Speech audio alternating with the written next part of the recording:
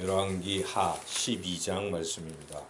열왕기하 12장은 유다의 요아스 왕이 한 일에 대한 기록입니다.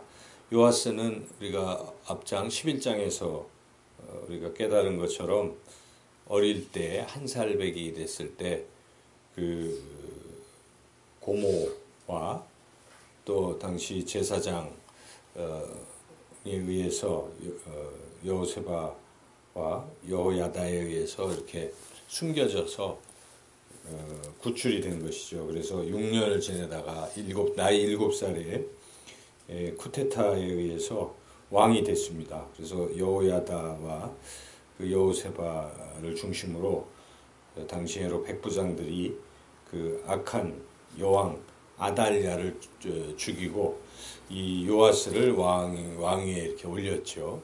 그래서 이제 다시 이 다윗의 후손이 왕이 되게 되었다 하는 것을 이제 우리가 11장에서 깨달았는데, 바로 그 요아스가 이제 왕이 되었다부터 시작해서 죽을 때까지 이야기가 12장에 기록되어 있습니다. 그래서 이 핵심은 요아스가 제사장 여호야다가 살아있을 때는 잘했다. 그런데 죽고 나서는 잘 못했다. 그 내용입니다. 그래서 여기에 2절에 그 내용이 요약되어 기록되고 있습니다. 2절을 한번 읽어보겠습니다. 요아스는 제사장 여호야다가 그를 교훈하는 모든 날 동안에는 여호와 보시기에 정직히 행하였으되. 정직히. 근데 이제 무슨 잘못된 일을 했는가는 열왕기하에는 기록이 되어 있지 않습니다. 역대하 24장에 보면은 거기에 또 자세히 기록되어 있습니다. 그래서 지금 우리가 열왕기서와 역대서가 같은 역사를 기록하고 있는데 관점이 좀 다르죠. 그래서 지금 열왕기의 이 사관이 조금 다른 그런 느낌이 있는데, 그래서 양쪽을 다 이렇게 살펴보면서 사실은 봐야 정확한 내용을 알 수가 있는데요.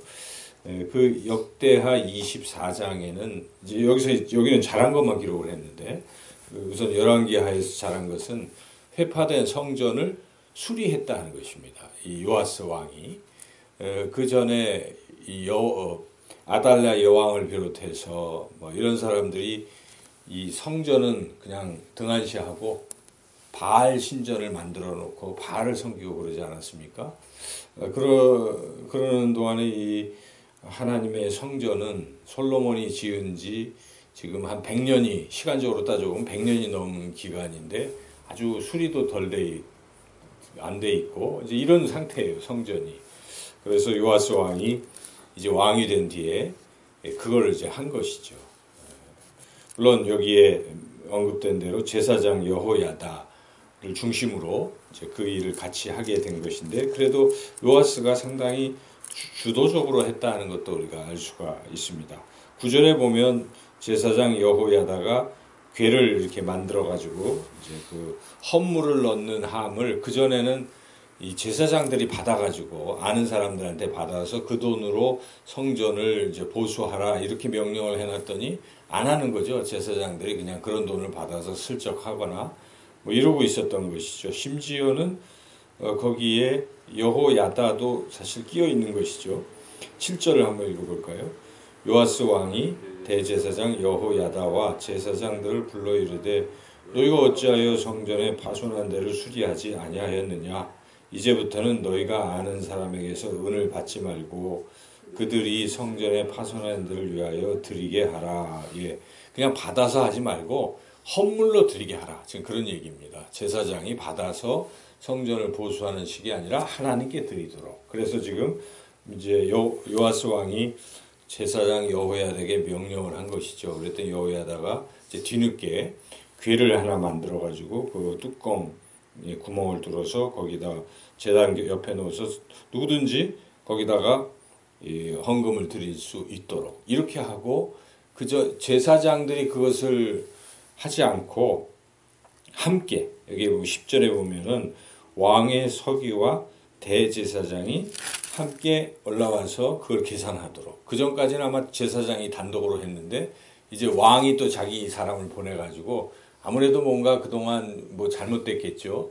안 됐으니까 돈을 슬쩍 했거나 뭐 이런 것을 의심했거나 해서 어쨌든 둘이 같이 봉헌물을 이렇게 보고 그 다음에 그거를 제사장의 손을 거치는 게 아니라 여기에 11절에 보면 그냥 직접 이 왕의 서기가 일하는 사람들에게 그냥 직접 돈을 주는 거예요.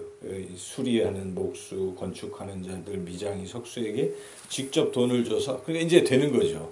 그전에는 제사장이 뭘 하라고 하니까 안 하고 있으니까 아예 그 돈도 직접 못 받게 하고 헌금함을 만들어서 거기다 헌금을 넣고 그걸 봉인을 같이 이제 뜯어서 직접 거기서 일하는 사람에게 주니까 이게 된 겁니다. 그래서 드디어 이제 여호와의 성전이 수리가 되었다.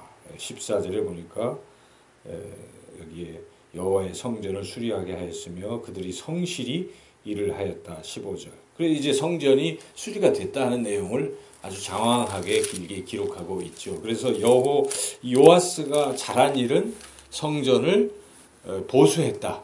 이 면에서는 요아스가 상당히 잘했다 이렇게 볼 수가 있습니다. 그래서 그런데 이제 문제는 여호야다 말년에 뭘 잘못했는가? 역대하 24장에 보시면 그런 일이 있습니다. 이 여호야다가 딱 죽고 나니까 이 요아스는 그 다음부터는 신하들의 말을 듣기 시작했습니다. 근데 신하들이 또 있었는데 한편 여호야다의 아들이 스가랴입니다. 선지자 스가랴. 근데 스가랴가 보니까 지금 이 요아스 왕이 그 전까지는 하나님을 잘 섬기다가 여호야다 아버지가 돌아가시고 나서는 하나님을 섬기지 않고 다시 우상을 섬기는 거예요. 요아스가 바알을 섬기고 이런 우상을 섬기고 있으니까 선지자 입장에서 그 아들 스가랴가 그러면 안 된다고 이제 외치고 있는 것이죠. 그런데 이 외치고 있는데 이 부분에 대해서 신하들도 같이 우상을 섬기고 있었기 때문에 신하들이 선동을 하면서 그 스가랴를 죽여야 된다고 요아스 왕에게 이야기하니까 요아스가 그 얘기를 듣고 선지자 스가랴를 죽였습니다. 자기 스승인 여호야다의 아들이기도 하죠. 그래서 이 스가랴의 피가 하는 이 말을 우리 예수님께서도 하시지 않습니까? 선지자를 핍박한 것에 아주 대명사로서 스가랴의 순교 이거를 언급할 정도로 요아스라는 사람이 말년에는 하나님을 섬기지 않고 우상을 섬기고 그것을 지적하는 선지자까지 죽이는 그런 죄를 범하게 되었다. 그래서 역대하에서는 또 그 분명히 기록하고 있는데 열왕기하에서는 지금 기록이 없지만은 여기 그냥 아까 2절 우리가 읽었지만 언급만 하고 있는 것이죠. 여호야다가 살아있는 동안에는 잘 하다가 죽고 나니까 그렇게 되었다. 이제 이런 것이 요아스의 어떤 그런 것이죠. 이로 인해서 하나님께서 징계를 하셨는데 어떤 징계 내용은 여기 나오고 있습니다. 19절까지 하고 20절부터 21절까지 그 내용이 있죠. 요아스가 신하들에 의해서 암살당하고 죽었다. 이제 그 내용이죠. 그래서 나이 47세에 40년 통치는 했으나 47에 암살당해서 죽었다. 그래서 그 아들 아마시아가 뒤를 이었다. 이제 그렇게 요아스에 대한 일대기가 그렇게 기록되어 있습니다. 그래서 우리가 열왕기하와 역대하 두 가지를 종합해 볼 때 요아스라는 왕은 처음에는 잘했어요. 처음에는 잘했는데 말년이 좋지 않은 사람이다. 이렇게 우리가 평가할 수가 있겠죠. 그래서 우리가 이 말씀을 통해서 깊이 깨달아야 될 것은 우리의 신앙은 반짝하는 신앙이 돼서는 안 되고 끝까지 우리가 하나님 앞에 가는 그날까지 끝까지 그렇게 충성할 수 있는 그런 신앙인이 되어야 되겠다. 근데 많은 경우에 이 아사 왕도 그렇고요. 여기 참 좋은 왕인데 말년에 발에 병이 들었는데 이거를 하나님께 고치지를 않고 의원들 불러서 뭐 고치고 하나님을 의지하지 않고 그러다 죽고 말았는데 참 좋은 왕이었는데 아사 왕도 말년이 좀 안 좋았다. 솔로몬도 그렇지 않습니까? 솔로몬도 처음에는 막 얼마나 잘했습니까? 근데 말년에 이방 여자들을 맞이해서 우상을 섬기고 결국 나라가 두 동강이 나는 단초를 제공한다든지 말년까지 신앙을 지킨다는 게 쉽지가 않습니다. 다윗 같은 사람은 끝까지 잘 했어요. 다윗은 잠깐 잘못도 했지만 마지막까지 그래도 잘 함으로써 다윗은 하나님 마음에 합한 사람이라는 소리를 듣지 않습니까? 그래서 우리가 이 끝까지 가는 게 이게 굉장히 중요합니다. 믿음이라는 말 자체도 신실하다는 말로도 번역이 됩니다. 신실하다는 것은 처음과 끝이 같다는 것입니다. 변함이 없는 것이죠. 그래서 우리 신앙이 무엇인가? 변치 않는 것입니다. 끝까지 신앙을 지키는 것이 가장 중요하겠다는 것을 우리가 깨닫게 되는데 조금 더 깊이 있게 왜 그러면 아마 여기에 요아스는 신앙이 이렇게 바뀌었을까? 뭐 결정적인 것은 스승이 사라졌기 때문에 그렇긴 해요. 여호야다가 있는 동안에는 잘했으나 없으니까. 근데 이것도 신앙이 좀 문제가 있는 거예요. 여호야다가 항상 스승이 있을 수는 없잖아요. 그렇기 때문에 자기 스스로 신앙을 여호야다가 죽어도 스스로 할 수 있는 어떤 신앙으로 성장이 됐어야죠. 그러니까 우리가 그런 신앙 성장, 혼자서 할 수 있는 신앙 성장도 굉장히 중요한 것이죠. 물론 인간이 연약하기 때문에 하나님은 다 아시고 우리 예수님께서 부활 승천하실 때 우리에게 보혜사 성령을 보내주신 것이죠. 그래서 우리는 성령이 있어요. 스승이신 성령이 계시기 때문에 끝까지 우리가 이제 성령을 의지하면 신앙을 지킬 수가 있지요.